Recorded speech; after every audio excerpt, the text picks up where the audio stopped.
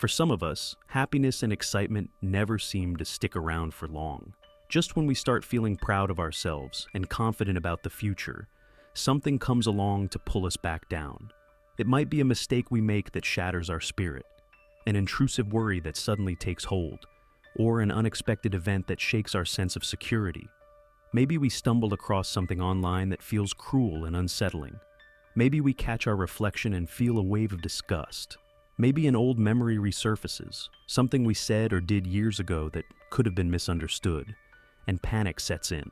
Sometimes, almost against our own will, we act impulsively in a way that goes against our values, leaving us drowning in guilt and shame.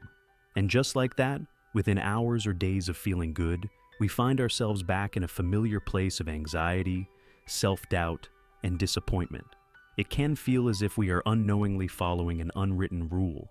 You must never be too happy. You must never feel too confident. You must always worry. But where do these cruel and self-defeating beliefs come from? For many, they trace back to childhood, growing up in an environment where our happiness was met with indifference, resentment, or even hostility. Perhaps a parent or caregiver, weighed down by their own struggles, found our joy unbearable, reminding them of what they lacked. Over time, we may have learned that staying small, anxious, and subdued kept us safe.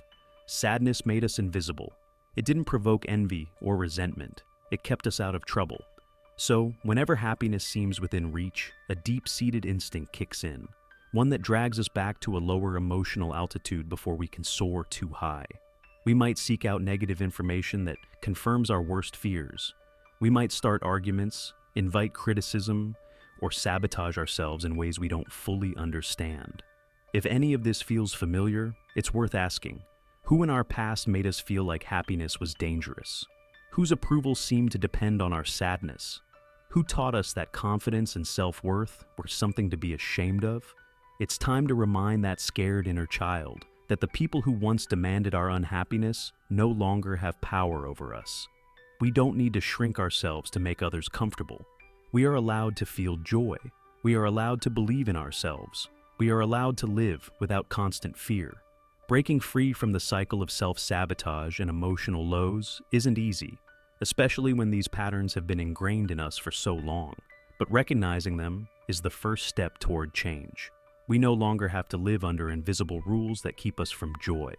We are not obligated to carry sadness as a shield or shrink ourselves to fit someone else's comfort.